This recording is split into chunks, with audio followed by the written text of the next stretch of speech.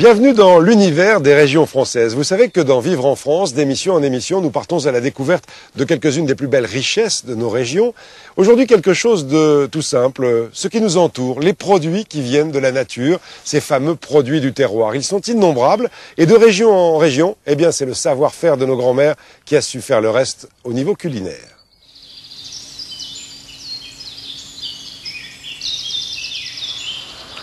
Entre Périgord et Limousin, Dournazac et ses châtaigneraies. Pendant des millénaires ici, elles ont fait partie du paysage. Comme beaucoup de particuliers, Paul Dufroy possède la sienne, qui est centenaire. Le châtaignier en Limousin, c'est l'arbre de vie parce qu'il a nourri toutes les populations de nos grands-parents pendant des siècles, disons, jusqu'au début du XXe siècle. La saison de ramassage a commencé dans le verger communal. On se préserve des bogues. L'important, c'est le gant. Parce que les bogues ont des épines. C'est un peu comme les rosiers. Et ça pique. Elles sont plus épaisses que sur les rosiers, du reste, les épines. Là. Pendant 15 jours, il va falloir passer plusieurs fois dans la châtaigneraie, courber les chines. Le fruit ne se cueille pas sur l'arbre. À cette période, il tombe naturellement. Avant de commencer, il faut qu'on vérifie s'il y a des bogues de tomber et qu'elles commencent à s'ouvrir au sol. Parce que c'est trop de travail sinon. Alors quand elle commence à s'ouvrir, un petit coup de talon, et puis la bogue se dégage, et puis les châtaignes sortent. Hop, voilà, super. Très très bien. Ah bon, il arrive. Sinon, regardez ceux-là, comme ils sont belles, il y en a 3 dedans. Ah ouais. Ça c'est un diton, ça. 3 châtaignes dans une bogue, c'est une riche année. 3 femmes dans une maison, c'est une maison ruinée. En milieu rural, ceux qui ont le temps, ceux qui savent, font leur propre cueillette. Ils sont rares. La coutume se pratique encore un peu. On s'est réunis pour éplucher en parlant patois. Eh bien oui, mais oui, c'est une habitude. Quelle habitude de parler patois. Avec les gosses, nous parlons patois. Avec les Guyans, nous parlons français. Entre nous, nous parlons patois. Le geste est ancestral. On épluche toujours avec un péladou inventé par les forgerons limousins il y a plus d'un siècle. Un péladou, c'est ce petit instrument. S'il a la lame très courte, ça vous évite d'avoir mal aux doigts. En principe, un bon éplucheur de châtaigne doit avoir la châtaigne à l'écorce en un seul morceau. Alors là, je vais enlever la deuxième peau. On a enlevé la première, l'écorce, et celle-là, c'est la deuxième peau, le tanin. En Limousin, on ne fait pas de farine ou de confiture avec les châtaignes. On les blanchit en les plongeant dans un toupie, eau frémissante. Là, maintenant, je vais boirer. Voilà, il y a des coches, et alors c'est un... Voilà, on va tourner dans ce sens-là, pour bien le nettoyer, enlever tout le tanin. La façon de les faire n'a pas changé, non, c'est toujours la même... ça dépend comment on veut les accommoder. Depuis l'âge de 7-8 ans, je connais ce que c'est les châtaignes et les blanchir. Mais on avait le plaisir le soir, quand on revenait d'école, de les trouver rôtis dans le toupie. On se précipitait tous avec mes frères et mes sœurs pour manger ce qui était resté de midi, de mes parents. On se disputait pour avoir les plus belles, les moins cramées, les plus rôties. Elles étaient froides, mais ça faisait rien. Elles étaient bonnes quand même. Pour nous, c'était un gâteau. Là, c'est une cuisse de canette accompagnée d'un chou de Bruxelles cuit avec des châtaignes. La châtaigne, on sait l'utiliser dans la gastronomie locale. Elle accompagne tout un repas. Elle est indispensable en cette saison. Nous préparons plusieurs plats à base de châtaigne. Châtaigne, c'est un fruit très succulent.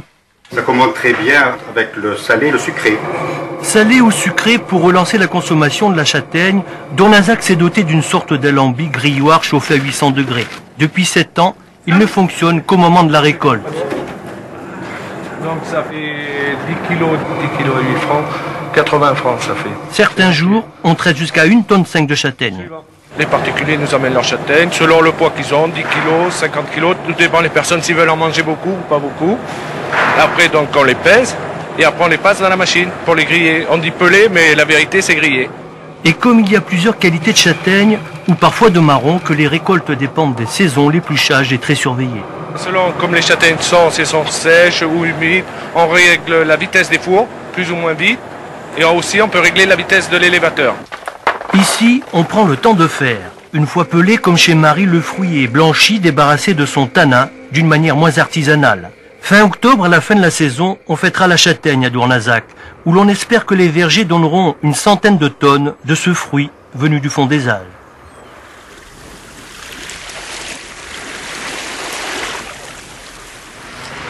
Certains matins, Cancale puise dans sa palette de mystérieuses teintes plombées pour étaler la lumière.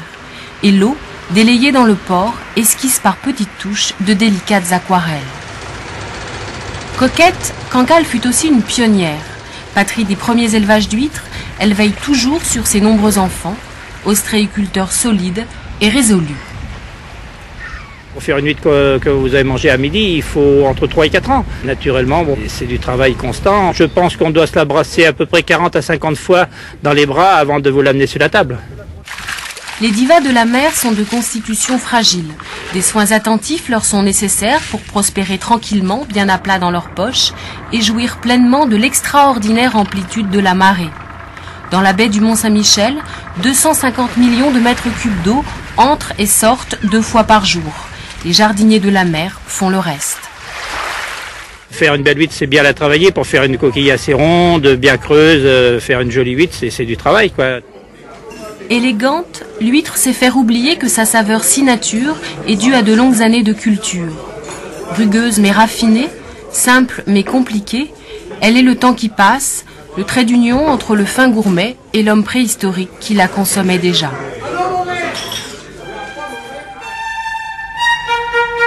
Elle est aujourd'hui symbole de luxe et de faste, à la place d'honneur lors des dîners de fête, lorsque les petits plats sont cuisinés dans les grands. L'huître arrive, cette espèce de volcan de la mer, cette pierre un peu, elle est là, et puis il y a ce poisson dedans, on l'appelle le poisson, et puis ce lagon, et puis on va déguster cette huître avec ce goût à la fois de mer. On va là prendre une énergie folle, c'est-à-dire on prendre l'énergie de la mer. Vous voyez, la mer c'est quand même le berceau de la vie, et là nous allons boire et manger la mer vivante. Poissons et crustacés ne s'y méprennent pas. Dignes, ils ne livrent le meilleur d'eux-mêmes qu'à ceux qui les aiment, à ceux qui, tout en leur ôtant la vie, les honorent. Avant de le cuisiner, c'est un animal qui est vivant. Donc, il faut toujours se rappeler que ce serait quand même dramatique si les huîtres criaient. Et donc, on va la respecter énormément. Dès que l'on commence à la cuisiner, en particulier l'huître plate, c'est vraiment la très très grande dame. C'est une duchesse. Elle a une puissance en bouche, elle a une longueur en bouche absolument exceptionnelle. C'est la truffe de la mer.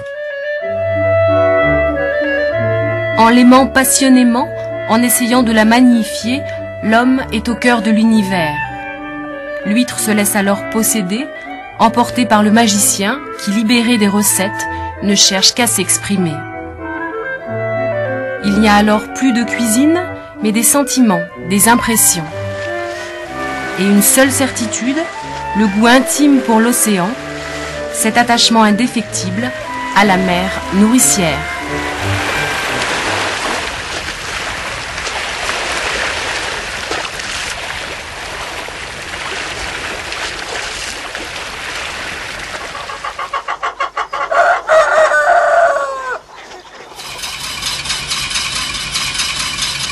On me prépare la truffe ciselée pour la poularde. Oui, chef.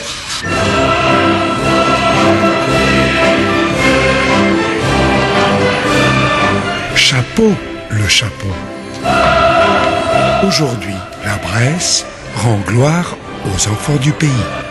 C'est le couronnement en quelque sorte de tout ce que les producteurs bressans ont pu faire, que ce soit en poulet de Bresse, en poularde ou en chapon, et essayent de nous présenter les meilleurs produits qu'ils puissent avoir dans leur ferme. Qu'est-ce qui fait la qualité de cette volaille de Bresse? C'est son terroir, c'est comme un grand vin, c'est un critère de grand cru. Salade au croustillant de Bresse bleue, et ensuite poularde à la crème et aux morilles. Quand on le voit dans sa casserole, on ne fait que lui apporter toute la grâce qu'il a déjà, par sa nature. Vous aimez? Ah, j'adore.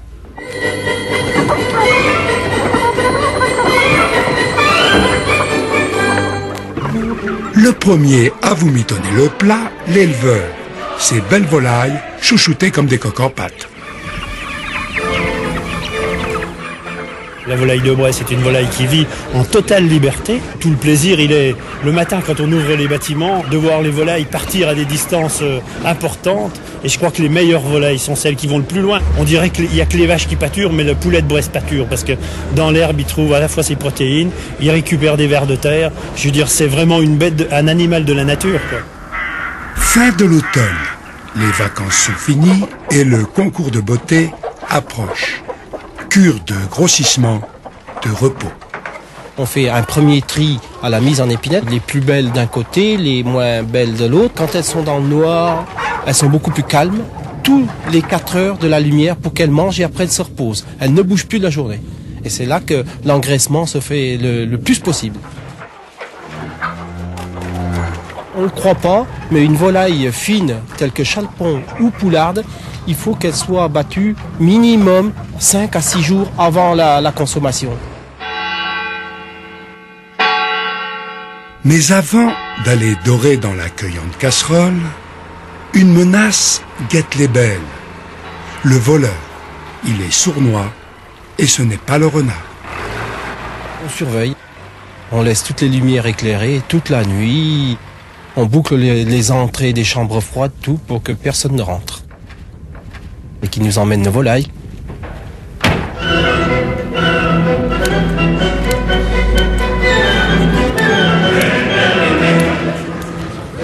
Afin d'accéder à la saveur suprême, la volaille est roulée, cousue dans la toile.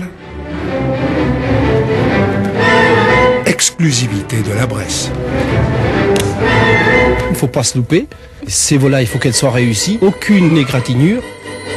Un roulage parfait, un serrage des ficelles parfait pour qu'il n'y ait aucun pli entre les ailes, les cuisses, tout l'ensemble, pour que ce soit roulé complètement. On ressort une chair qui est moelleuse, c'est surtout parce que cette graisse est bien dans la chair de la volaille. L'œuvre parachevée jusqu'au moindre détail, instant crucial. Le juge, face au dos dodu, des dindes, des dindons et poulets. Le 507, on est d'accord. Ok. Alors en prix d'honneur ou en premier prix? Ah, c'est le mieux réussi. Le mieux réussi, ça, il n'y a pas de doute. Hein. Ah ouais. Eh oui. On l'a pas noté celui-là. Non, mais il a une repousse de crête. Hein, par conséquent, je crois que ça vaut pas tellement. Ah ben je l'ai pas rajouté. Non, non, si moi je l'ai rajouté. Oui, ben celui-là, moi je l'ai mis en premier prix, puis c'est tout. Alors, ben en premier prix, puis je peux pas. T'emmerdes pas. Parce que... Écoutez, on s'arrête à grand prix d'honneur à D201 et puis on s'arrête là, quoi.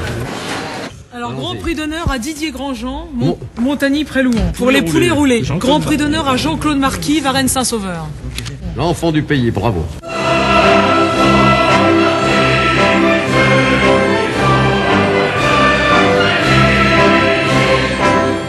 Les Bressans sont fiers de leur volaille. Ils le sont aussi d'avoir offert à la France son emblème.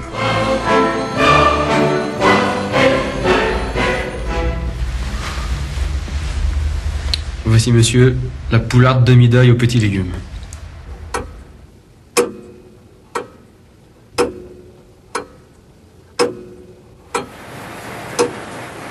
En pleine saison, il est plutôt difficile de résister à la tentation de demander à Janine Galtier sa fameuse recette de la tourtière aux pruneaux.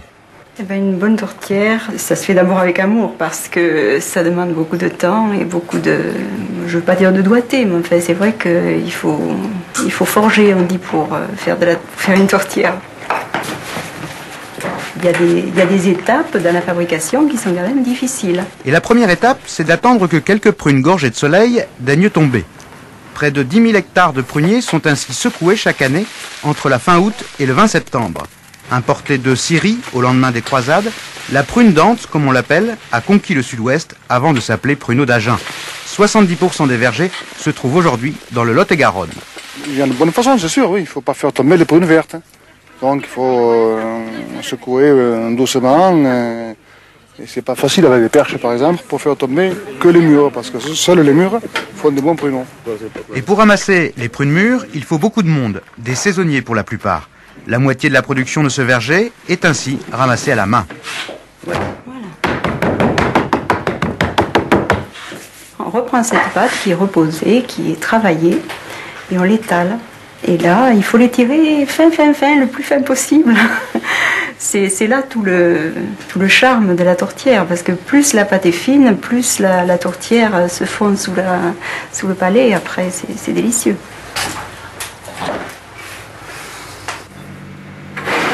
Autre méthode, la machine. Grâce à un vibreur, elle va secouer le prunier et recueillir les prunes directement.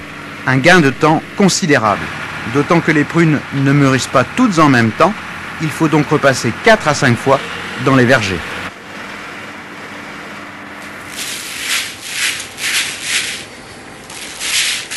Un passage dans l'eau va ensuite les laver, mais aussi les séparer des feuilles.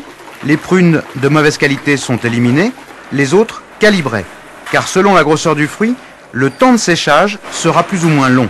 Les prunes encore fraîches sont placées sur des clés et posées sur un chariot qui va les conduire directement dans un tunnel de séchage pour être déshydratées. J'ai grandi avec. Je pense que j'ai toujours vu la grand-mère, ma mère, ça s'est transmis de mère en fille et elles ont eu la gentillesse de me le transmettre. Donc j'ai toujours vu ça chez moi et je montre aussi à des plus jeunes que moi pour que la tradition ne se perde pas. Après 20 heures de cuisson en moyenne, le fruit n'a plus que 21 à 23% d'humidité. La prune devient pruneau, noir, brillant, fripé. Il pourra être ainsi conservé au frais, il faudra simplement le réhydrater au moment de sa commercialisation. Les Français en consomment 33 000 tonnes par an, sans doute attirés par ce produit aux vertus énergétiques et rééquilibrantes. Ça contient des fibres, du moment que ça contient des fibres, donc ça fait travailler les intestins, donc c'est laxatif. Ma grand-mère, elle consommait, elle se purgeait au pruneau. Au pruneau, deux fois par an, elle se faisait des purges au pruneau. Autrefois, on achetait très peu dans les campagnes, donc on faisait avec des produits que l'on avait à la maison. C'était des pruneaux, à la saison des pruneaux, on faisait avec des pruneaux, on faisait avec des pommes, même sans pommes, simplement avec de l'alcool et du sucre, c'est délicieux.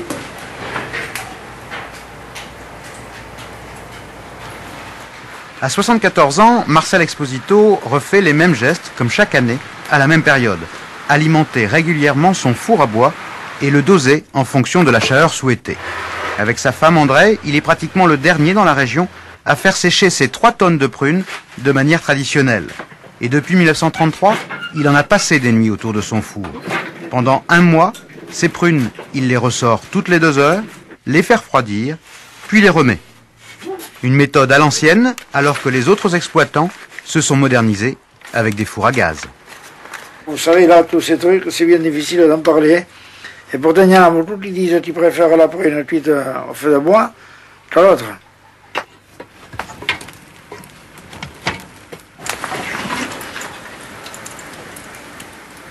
Ça cuit à feu doux, lentement, quoi, une demi-heure. Une tourtière est bonne quand elle est à peine refroidie.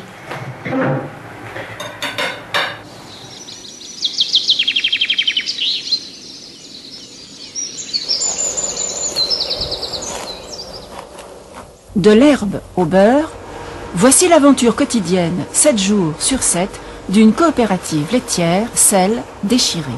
Sa tâche, dans le délai le plus bref possible, fournir un beurre tendre, parfumé et frais à tous les gourmands de France et du monde entier. La tournée du laitier commence dès 5 h du matin. On n'a plus qu'encore un client là. On va les faire là, 3-4 km. Ce matin, la traite est déjà faite chez Gilles Robin. On a un peu le temps de se parler.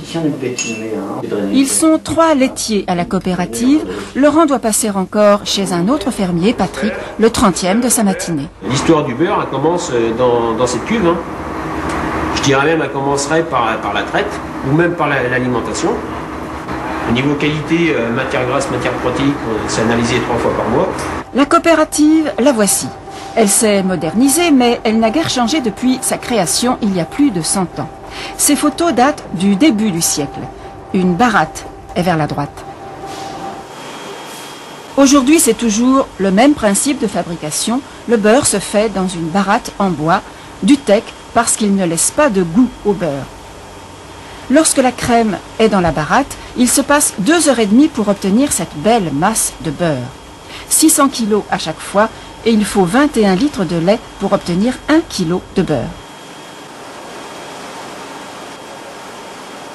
Mais auparavant, la crème passe par une curieuse étape, celle du grain de beurre qui laisse échapper le bas beurre.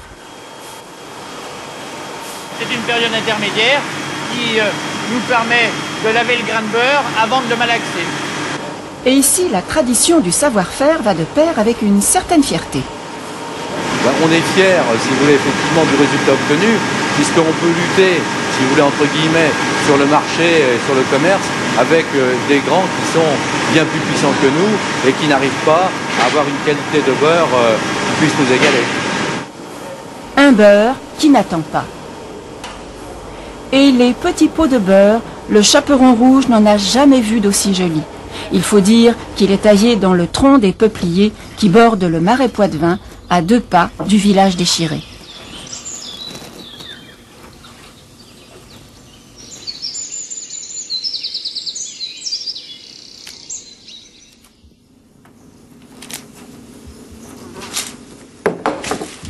Ça appartient au sud.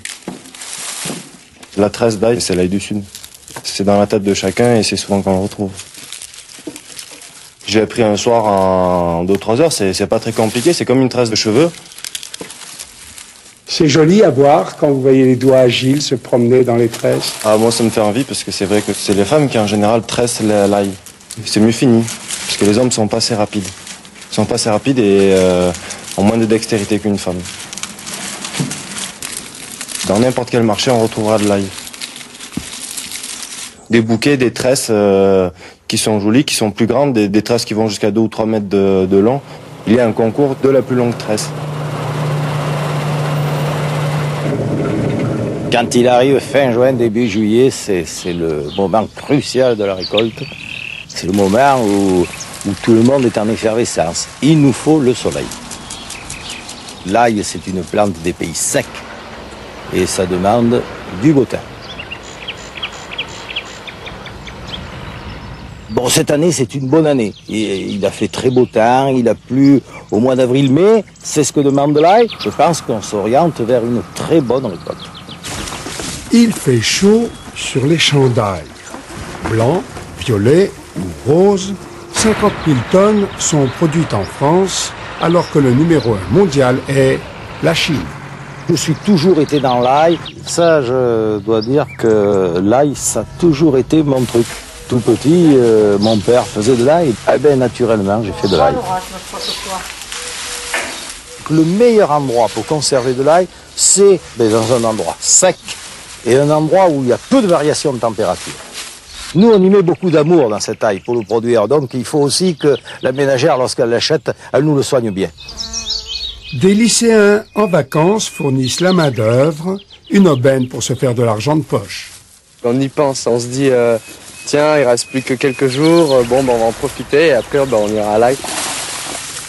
Il y a l'ail, après il y a le maïs. C'est dur et puis bon, on a travaillé et donc on veut la paye, quoi. Dites donc, vous êtes paré pour devenir agriculteur, non? Non, je pense pas quand même. C'est dur, donc... Puis en plus toute la vie, donc faut vraiment y être accroché à mon avis. Il faut aimer la terre. C'est une expérience qui mérite d'être vécue parce que ces jeunes qui sortent de l'école se rendent compte aussi des difficultés de ce que c'est le travail d'agriculteur. Mais malgré tout, ça rentre dans le folklore du début de la France. L'ail, c'est un produit du Midi, c'est convivial. Convivial comme la tisane à l'ail, recette. Vous prenez 3 gousses d'ail, vous faites bouillir. Une fois que ça bout, vous laissez infuser 5 minutes. Dans la tasse, on met beaucoup de miel dedans. Bien chaude, toujours bien chaude. Si vous avez une toux, c'est merveilleux. Vous buvez ça à petite gorgée. C'est merveilleux contre la toux. Et ensuite, notre bon roi, Henri IV, qu'on disait le ver galant, tous les matins, il se croquait une gousse d'ail, et c'était un drôle de champion, c'était un drôle de coq, hein, c'est moi qui vous le dis. L'ail, c'est la santé.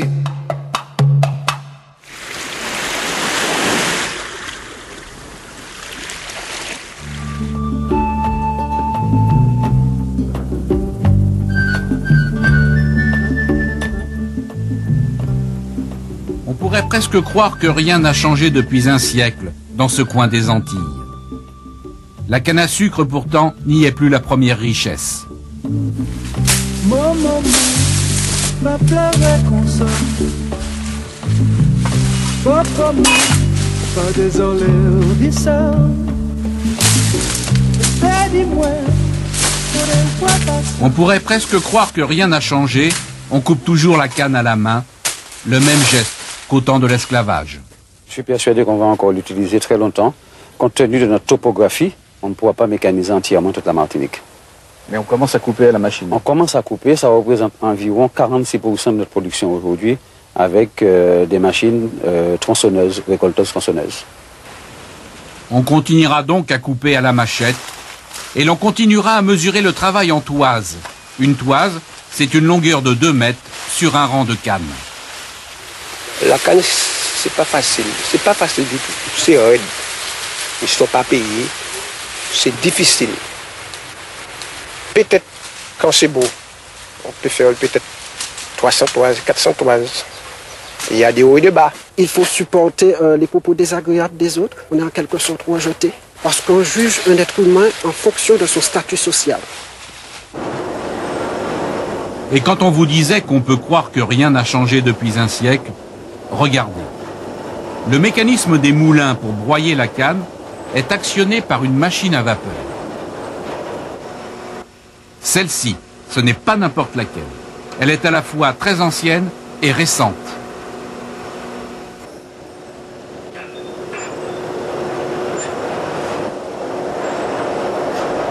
Auparavant, cette machine se trouvait dans la région parisienne, à Marly-le-Roi. Elle servait à monter l'eau dans les jardins du château de Versailles. Et c'est une machine écologique. Son feu est alimenté par les débris de canne, séchés et compactés. À partir du jus de canne, on produit du sucre ou du rhum. Et l'on tombe là dans une querelle séculaire qui oppose les producteurs de rhum agricole et les producteurs de rhum traditionnel. La différence, dans la méthode traditionnelle, on extrait d'abord le sucre, puis on travaille les résidus, la mélasse, afin d'en tirer l'alcool. Pour le rhum agricole, on place directement le jus de canne en fermentation, puis on le distille. Il a donc conservé toutes ses essences, il en est meilleur, en principe, mais il est plus cher. Depuis septembre, les distillateurs de la Martinique ont obtenu pour leur rhum agricole le label Appellation d'origine contrôlée. Ils en attendent un coup de fouet pour leurs exportations. Mais n'oubliez pas, l'abus de rhum est dangereux. Vous risqueriez de voir des paquebots à voile.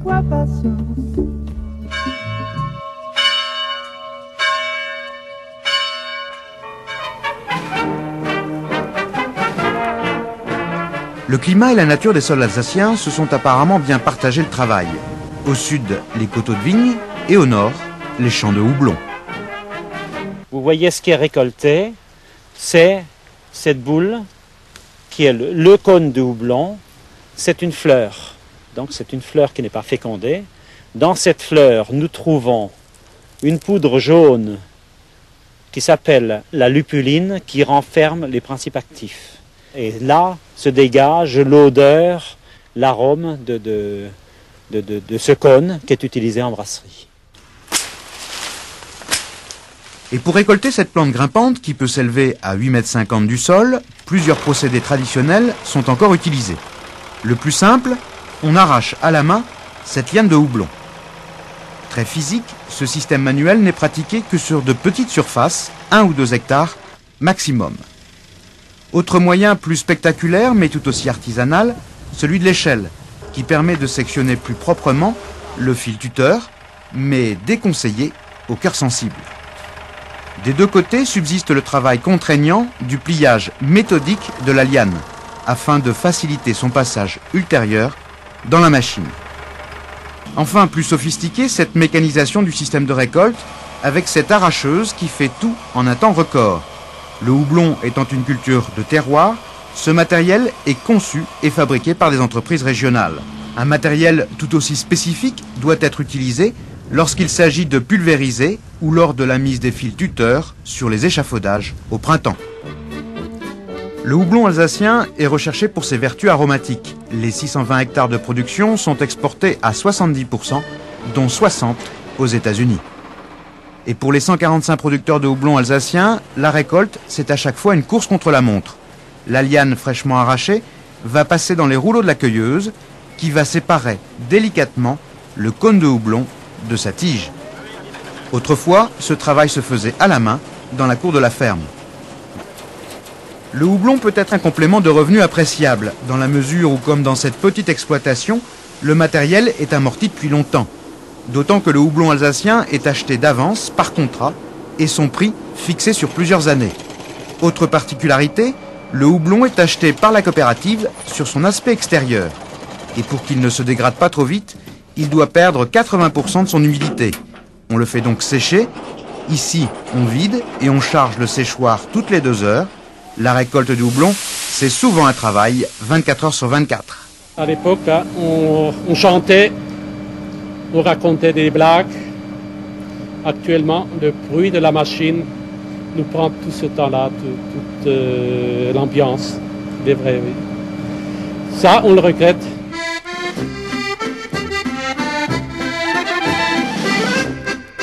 Tout comme l'on regrette la disparition de certaines bières. L'Alsace comptait 18 brasseries à la fin de la Deuxième Guerre. Du fait de la concentration, il n'en reste que 7 aujourd'hui. Elles sont pratiquement toutes installées à Schiltigheim, dans la banlieue de Strasbourg. Fabriquer une bière, c'est appliquer en fait la règle des 3-8. 8 heures d'abord pour brasser dans ces cuves en cuivre le maïs et surtout le malt que l'on obtient de l'orge germée.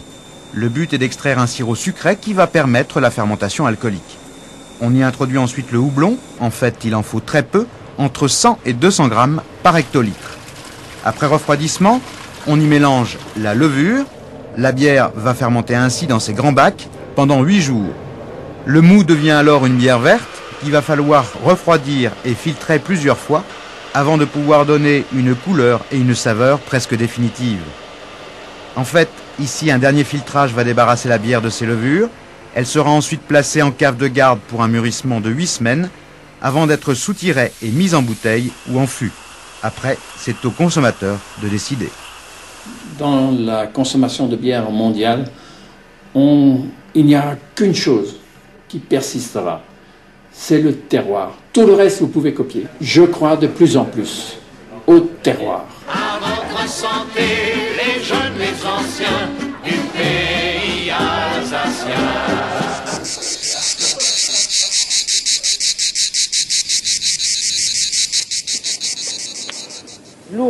D'abord, il y a l'art et la manière de choisir un melon. Il faut qu'il soit lourd. Et il faut que ça il faut que ça décolle. Si ça se décolle, il est comme ça. Ensuite, il y a Cavaillon. Le melon y est roi depuis 500 ans. Il a fait la renommée de la ville et son histoire. Grâce au melon, Alexandre Dumas passa un marché étonnant avec la bibliothèque locale. Écoutez bien. Voici les livres offerts par Alexandre Dumas en échange d'une cagette de melon que la ville s'était engagée à lui offrir chaque année puisque lui raffolait des melons. La place du Clos, un symbole à Cavaillon. Le Cantalou, puis le melon charentais, s'y vendait il y a encore 30 ans. La moindre ruelle, la moindre petite parcelle embaumait le melon, parce qu'il y avait des centaines de tonnes. Il faut savoir que tous les matins, c'était entre 4 et 800 tonnes de melon qui étaient déposées sur cette place du Clos. C'est dire que de partout il y avait des effluves. De nos jours, au grand marché de Cavaillon, les effluves sont rares. On vient avec ses échantillons, on négocie de gré à gré 3 fois par semaine, on achète à l'œil, sans même humer le melon. Entre 5 et 10 minutes, l'essentiel du négoce est réalisé. Entre producteurs et acheteurs, il y a une connaissance au quotidien, une connaissance de la qualité du produit et de la qualité que produit le producteur. On doit aller très très vite et c'est vraiment un dialogue de professionnels. Un professionnel, en voici un. Jean-Pierre Allègre a la passion du melon. Il a planté ses premières cucurbitacées à 15 ans. Le melon, ce qu'il n'aime pas, c'est les à-coups de température, les différences de température qu'il y a entre la nuit et le jour. D'avril à août, en pleine saison, il veille avec encore plus de soin sur son melon. La serre, c'est là que tout commence à partir d'une petite graine semée 20 jours plus tôt. Regardez si c'est pas joli ça. Vous voyez, vous avez 2 petits cotylédones, la vraie feuille qui commence à pousser, les racines blanches Et c'est ça, c'est tout ça, c'est le mythe du melon. Hein. Ça ne peut pas s'expliquer parce que nous on est habitués, on le vit tous les jours, et tous les jours je regarde cette plante pousser. Une fois repiqués, 40 jours plus tard, les premiers melons apparaissent et depuis 200 ans, c'est avec une canne légère qu'on cherche les melons du jour. Alors avec une canne, vous voyez, on écarte le feuillage pour regarder la couleur du melon. Vous voyez, ce melon est pratiquement prêt. Le melon est fragile, il aime la chaleur, la luminosité, mais le secret du bon melon est ailleurs. C'est le savoir-faire de peut-être des générations et des générations, de père en fils que nous avons appris ça, à mener le melon, à le nettoyer, à couper les mauvais bourgeons et surtout à le couper. Et pour que le melon pousse, rien n'est laissé au hasard. La melonnière est toujours protégée du mistral et de la pluie grâce aux abris de canne. Les abris de canne qui n'ont pas changé depuis des décennies, qui permettent de créer des microclimats devant ce qu'on appelle les tables de melon, et en même temps qui permettent aussi au vent de se briser contre les roseaux qui sont flexibles et souples. Voilà pour le mythe. Mais ici, depuis 1925, la spécialité qui a fait la gloire du terroir, c'est le charentais, et il faut savoir le choisir. Un bon melon, il faut d'abord qu'il ait une robe jaune. Il faut qu'il le pécou, ça s'appelle le pécou, le pédoncule, le pécou, vous voyez, qu'il se détache. S'il est légèrement craquelé ou fendu, c'est que mieux. Ensuite, il faut un melon ferme et lourd. C'est simple, hein, c'est pas... Vous voyez, l'odeur. Mais l'odeur, il ne faut pas un melon aussi qui sente trop fort. Ça fait comme un parfum de 4 sous, il empeste, il embaume, comme vous voulez. Tandis qu'un parfum de grande marque, il a un parfum léger. C'est ça qu'il faut trouver dans le melon. Une fois cueilli, le voyage du melon continue, il faut aller vite. À Cavaillon, c'est l'époque où l'on ne compte pas ses heures dans les entreprises d'expédition. On trie, on sélectionne, on calibre le fruit de l'été. Le melon, c'est notre vie, c'est notre passion. Et lorsque la saison arrive, nous avons besoin d'une main-d'œuvre saisonnière assez relativement importante qui vient des villages aux alentours. Ça permet à plusieurs personnes de travailler intensivement pendant quelques mois.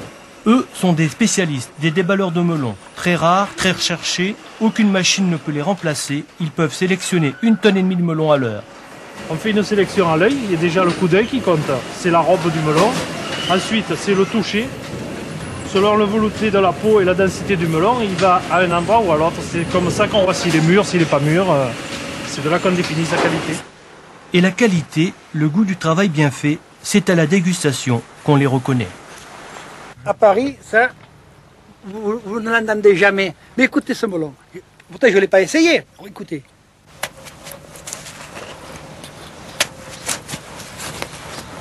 Regardez ça. Regardez cette chair là-dedans.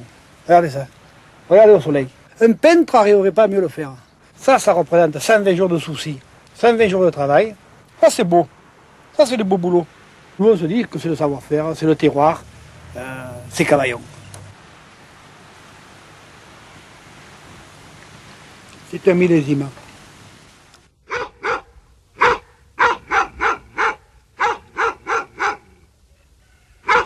Alors, 2 saumons aux truffes, 2 Saint-Jacques aux truffes, 2 veaux à la purée aux truffes. La truffe de Bourgogne est un merveilleux produit qui a beaucoup d'arômes. Ça sent le sous-bois, ça sent les feuilles mortes, ça sent un petit peu la terre, des senteurs d'automne. Râpée ou tranchée, ici, la truffe est reine. Dans ce restaurant d'Auxerre, le champignon noir a déclenché une véritable passion gourmande. De l'entrée au dessert, du classique au plus original.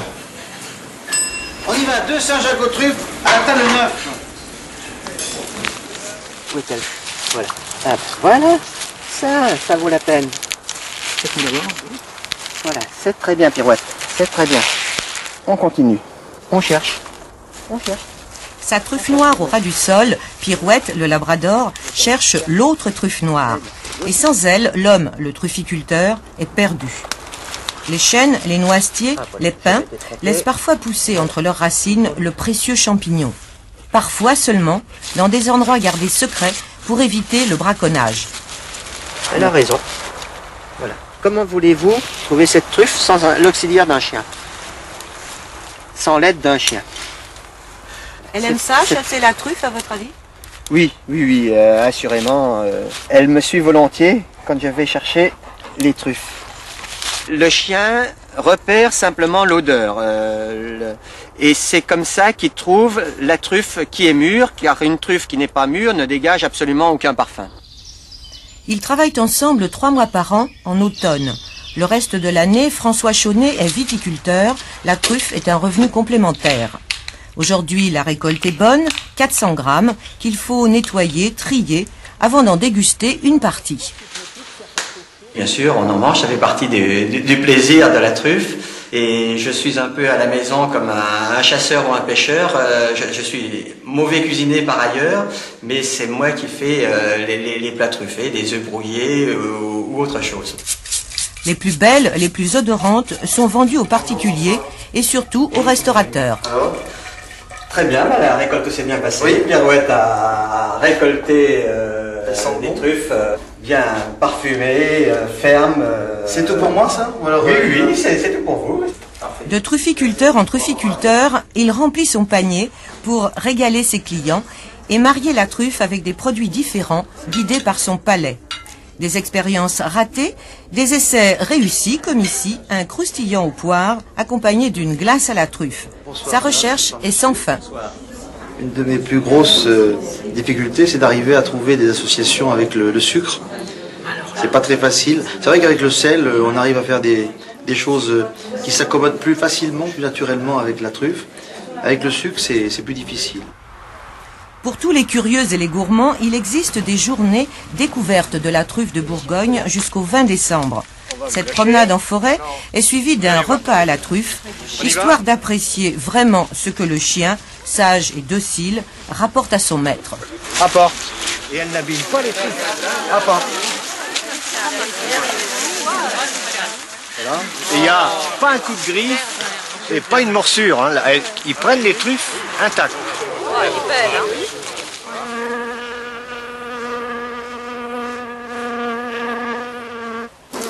C'est pas de couvain? Dernière récolte avant la transhumance des abeilles. Max et Simon vident les ruches de leur précieux nectar. Ils laissent à chaque essaim 18 kg de miel pour passer l'hiver. Le reste finira en tartine. Elle n'est pas comptable. Vous avez vu un peu? Il faut bien balayer les abeilles de manière à ne pas prendre la reine si possible. Dans une ruche, si on prend la reine à la récolte, on détruit la colonie. Hein. Ça, il n'y a aucun problème là-dedans. Et ça, c'est une cire qui a plusieurs années, qui a 3 ou 4 ans. Et là, c'est une cire blanche de l'année. De l'année, c'est... Là. Ça, c'est de la cire de l'année. Mais il y a la reine qui pond les œufs, et qui est la patronne de la ruche, enfin, c'est la patronne de la colonie. Ensuite, il y a les ouvrières qui vont chercher le pollen et le miel. Ensuite, il y a des gardiennes qui gardent l'entrée de la ruche, pour les agressions, s'il y a des abeilles étrangères qui viennent, s'il y a des guêpes, s'il y a des frelons qui viennent attaquer, donc il y a les ouvrières. Il y a des abeilles que c'est des abeilles nourricières, elles vont chercher l'eau pour apporter l'eau aux jeunes abeilles et aux couvains. L'abeille, on le sait, est besogneuse et disciplinée. Le soir venu, tout le monde rentre au dortoir. Max et Simon connaissent les us et coutumes de leurs ouvrières. Ils les enferment à la tombée du jour. Au petit matin, elles partent pour un long voyage. De petites pointes, la grille est mise, il n'y a pas de problème.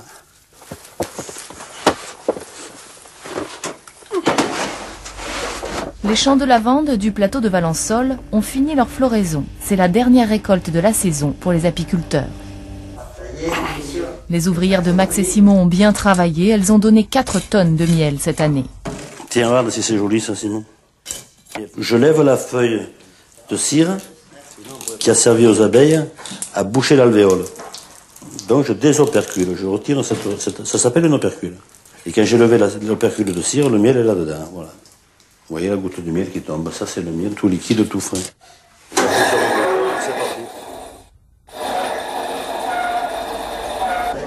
Le prélèvement terminé, Max emmène ses abeilles hivernées, cap plein sud, dans le Var. Ah, il faut les bichonner les abeilles. On veut qu'elles soient en bonne condition. Elles ne vont pas se plaindre. J'offre des vacances dans le Var. Elles n'ont pas le droit à se plaindre. Et on est parti hier soir, on était à 900 mètres d'altitude. Et là, nous sommes aux portes de hier, nous sommes presque à 0 d'altitude. Alors, dans une nuit, elles ont descendu de 900 mètres. Il faut un peu les laisser se reposer. on va déjeuner, et puis après on ouvrira ça. Un peu désorientées, les abeilles mettront 2 ou 3 jours avant de repérer les bouquets de bruyères et de romarin. Elles parcourent de longs trajets pour prélever le nectar et le pollen jusqu'à 5 km. Elles se sont bien calmées il y a un petit moment. Elles circulent autour de la ruche, mais elles ont des couloirs bien précis. On appelle ça un couloir d'abeilles. Elles passent à un endroit bien précis, parce que là c'est à l'abri du vent, c'est mieux placé, c'est des orientations différentes. C'est moins froid aussi peut-être. Apiculteur, on se fera pas riche. Mais l'argent, ça n'a pas d'importance. On est bien dans la nature. C'est agréable de vivre au rythme des saisons, avec les fleurs, enfin c'est agréable. Regardez Simon, il y a 70 ans qu'il est dedans. Il se continue à bien vivre, il est tranquille. Là. Et voilà.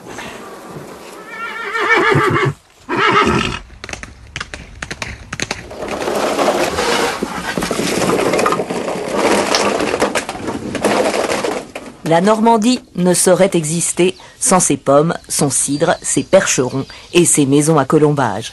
La Normandie, terre natale de Maurice Tantet. Cette ferme appartenait déjà à son père et son grand-père. Ils lui ont appris le b.a.-ba du métier et légué un pressoir qui date de 1870. La main de l'homme, la force du cheval, faire le cidre à l'ancienne est un art. Allez.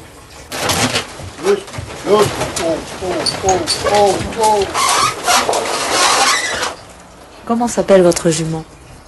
Hirondelle. Hirondelle est gourmande, à chaque tour de manège, elle savoure quelques morceaux de pommes. Hirondelle aime son travail. Les chevaux, moi je les aime et je suis persuadé qu'eux aussi ils m'aiment.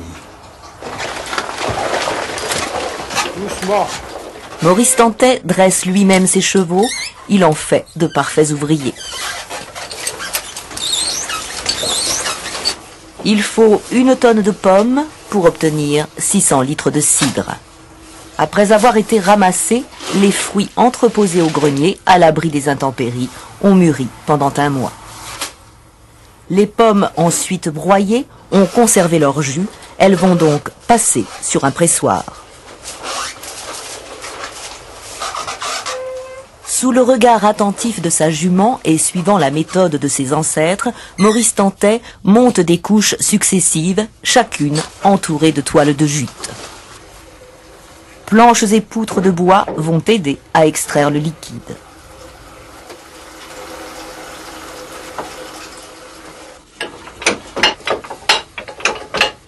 Ce pressoir à cliquet est l'un des plus anciens. Il nécessite des gestes précis qui n'ont plus de secret pour Maurice Tantet. Je suis venu traîner mes sabots là-dedans, j'avais peut-être 3-4 ans, on n'en sait rien. Et à 3-4 ans, vous aviez envie de faire du cidre, d'aider votre père? C'est pas tellement la question de faire le cidre, mais dès tout gamin, j'étais attiré par les chevaux. Dès que la jument était quelque part, je me faisais un plaisir d'être là, oui. Je commençais à brasser tout seul, j'avais, je sais pas, 13-14 ans. Ça vous plaisait ou c'était surtout pour les chevaux? Bon, ben, ça me déplaisait pas, mais bon, ben, c'était la saison de faire le cidre, on faisait le cidre. Dans ce temps-là, vous savez, on ne demandait pas si ça vous plaisait ou pas. Il fallait le faire. Sachez qu'une pomme contient 95% de jus. Ce jus extrait tombe dans une cuve d'où il sera pompé. Ainsi mis en tonneau, il devra fermenter pendant près de 3 mois. Le cidre, longtemps appelé vin de pomme, sera alors mis en bouteille. Pendant que la jument hirondelle se repose, Caprice prend la relève. Après l'extraction du jus des pommes, reste le marc, une denrée qu'apprécient tout particulièrement vaches et bœufs. La campagne normande, l'univers de Maurice Tantet, qui à 69 ans perpétue les traditions.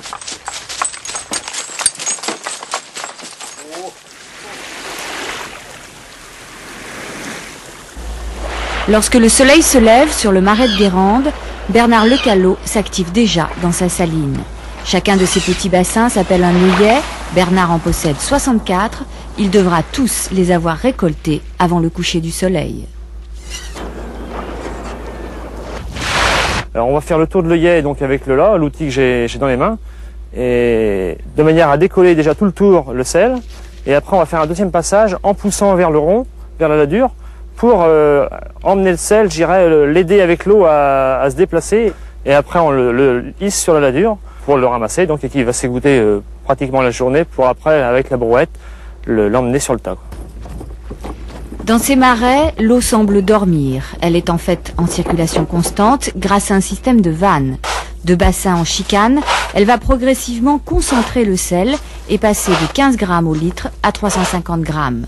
Comme tous les paludiers de Guérande, Bernard, entre deux œillets, explique son métier aux visiteurs. Par jour et par œillet, vous récoltez combien de kilos de sel? Alors ça va varier suivant le temps, mais la moyenne c'est, je dirais, 55 kg, 50 kg par œillet, par jour. Donc voilà, à la fin de la matinée, on se termine. Pendant que Bernard observe une pause aux heures les plus chaudes de la journée, le soleil, lui, va continuer à chauffer l'eau et vers 3-4 heures, à la surface, va se former une légère pellicule que l'on appelle la fleur de sel.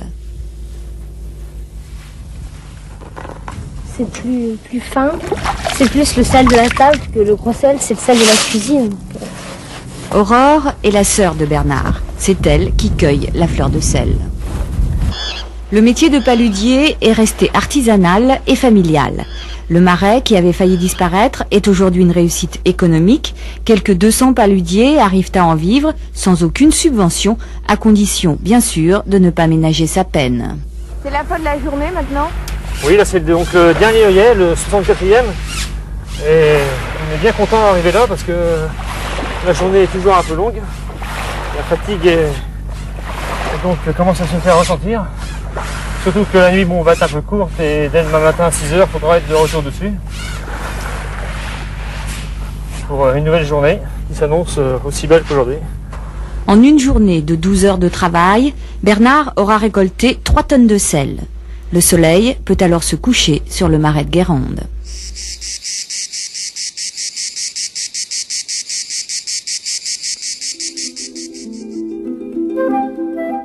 Elle coule, glisse, imprègne et parfume. L'huile d'olive est le jus d'un fruit hors du commun. Breuvage divin dans l'Antiquité, nectar de la Méditerranée, il naît d'un arbre symbole de paix, de sagesse et de fécondité. L'olivier, il faut le comparer à un chameau. Un chameau est capable justement de se priver d'eau pendant des semaines et des mois. L'olivier, c'est idem. À partir du moment où il y a eu de l'eau, l'olive s'est développée, d'où l'importance. C'est l'abondance des fruits, d'ailleurs on peut voir. Il y a effectivement des fruits qui sont superbes. Dans la vallée des Baux, la cueillette s'effectue dès le début du mois de novembre. Plus tout à fait vertes, mais pas encore noires, les olives ont à ce moment précis un goût particulier et finissent leur maturation quelques jours en grenier. 5 variétés distinctes sont assemblées et triturées par les traditionnelles meules de granit. La région, depuis l'année dernière, a obtenu pour son huile une appellation d'origine contrôlée. C'est un petit peu comme les vins, nous avons un terroir, nous avons un savoir-faire, nous avons des variétés qui font que, comme le vin, il y a des cépages qui font qu'on produit forcément une huile différente. Pour obtenir 1 litre d'huile, 5 kg d'olives sont nécessaires. Lorsqu'elles ont été broyées, les olives forment une pâte qu'il faut presser. La France consomme peu, un demi-litre par an et par personne, et n'en produit que 5%. Mais l'effort porte sur la qualité. Le fait de fabriquer de l'huile d'olive à partir de 5 variétés différentes fait que notre produit est un produit qui est très rond parce qu'il aura à la fois de la couleur, une belle couleur verte due à certaines variétés d'olives comme la Verdale par exemple ou la Picholine, du goût par rapport à la Salonninque ou la Berruguette, de la finesse par rapport à la Grossane et de l'ardence par rapport à la Picholine. L'Espagne, l'Italie ou la Grèce ont fait de leur huile d'olive un art de vivre paré de 1000 vertus. On dit qu'elle est bonne pour la santé, qu'elle combat le diabète et le mauvais cholestérol. Les amateurs savent qu'il n'y a pas une, mais des huiles, plus ou moins douces, veloutées ou fruitées. Il faut les goûter, les comparer pour reconnaître les préférences de son palais et se laisser gagner par la Méditerranée.